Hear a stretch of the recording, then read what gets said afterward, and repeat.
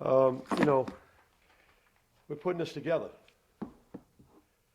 You know, players that we lost last year can't re-sign them. It's not the pros. They graduate. And we got a lot of newcomers, and we got to build them in for the infrastructure.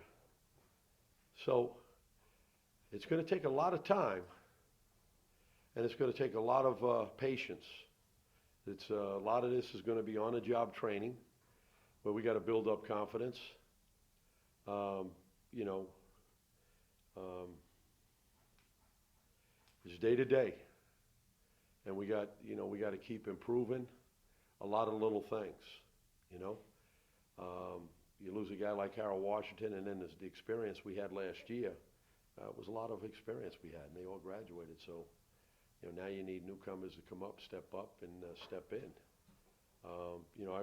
Valenti having 10 rebounds was huge, huge. We're going to need him to do that as well as, other guys rebound the ball. But, it's going to be, every team, I think it's going to be a dogfight. We got to work to get better. We got to work to improve.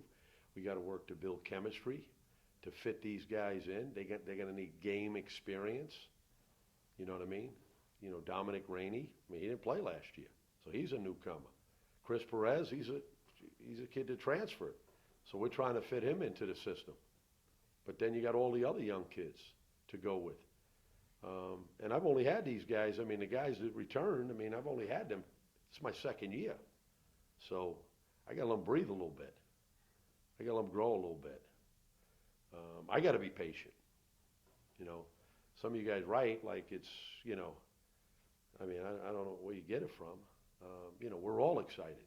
My players are real excited because of what they did last year. But this is a different year, and we got to try to build on it. It would be nice to have back-to-back winning seasons, which is first time in how many years? Wow, since Kobe Bryant. 20 years, something 20, maybe 18. Two back-to-back winning seasons. So let's and we're bringing in kids to fit into the culture of Canisius College. Kids that are going to go to class, kids that are going to do the right thing, kids that are going to graduate, and it's a little calculated. So we have to just take it one game at a time, and we probably have, this is probably one of the toughest schedules that I've ever encountered as a coach. To all of a sudden now to be playing at Bonaventure, playing at, Buffalo, even though it's a neutral site, we're playing on the road. Preseason NIT that's no picnic, but it's a great opportunity, and I think the kids are really excited to be playing in it, and so am I.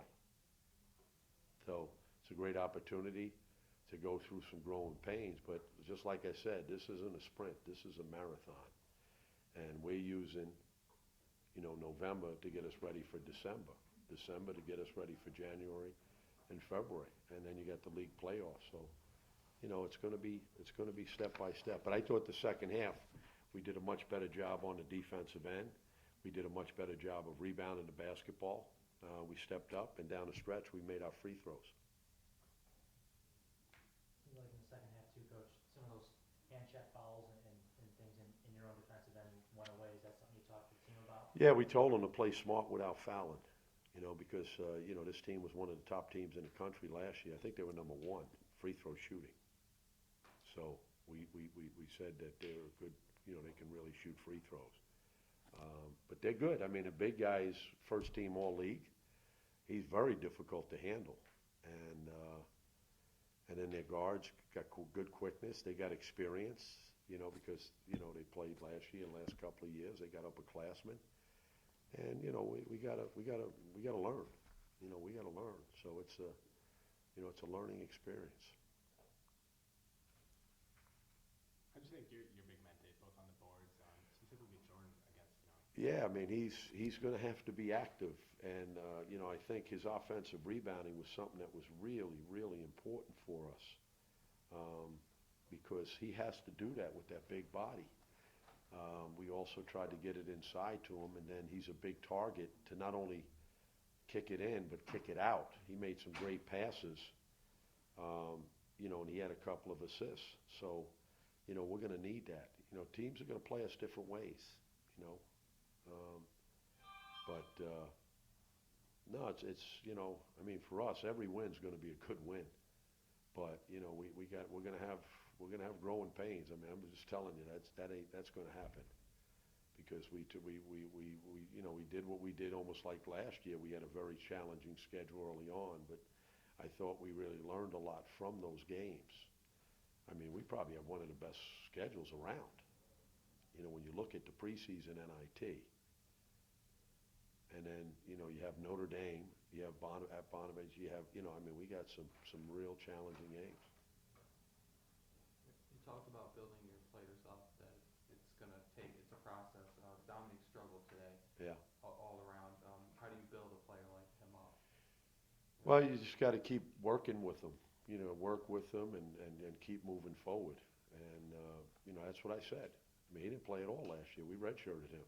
And that was to grow and to develop. And he was a junior college kid. And so, got to keep working with him. You know, got to keep working. It's fragile. It's fragile, you know.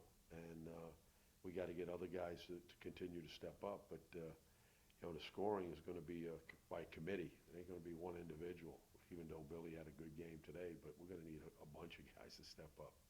Coach, how about the three that Billy hit? You know, what was, you know, he took that three, guarded by somebody, but what Yeah. was the plan on that play? Well, the plan was we switched it up and, you know, went a little bit man-to-man offense. I don't care what they were in, and I just knew that he was going to, you know, find his spot.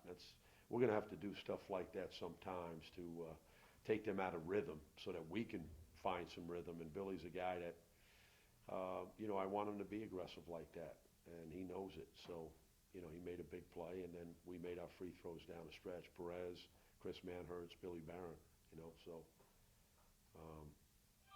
you know. Last question for Coach, please. You mentioned Phil Valenti at the outset, and he seems to provide a spark that you didn't have last year. What Yeah. makes him such a good offensive? Well, he's a high energy guy. He's a live body, and that's how he was in high school. You know, he's a guy that he makes uncanny plays. He gets his hands on the ball. He forces turnovers. Very active. You know, you look at it. He's got 4 offensive rebounds, 6 defensive rebounds, 2 assists, 1 steal. I mean, he's just a very active player, and I think those are the kind of guys that I really, you know, I love guys like that. I had a guy at Rhode Island named Delroy James, which was a tremendously high energy guy. And Phil, you know, we need, especially coming off the bench, you know, because we know we're going to get our guys in foul trouble.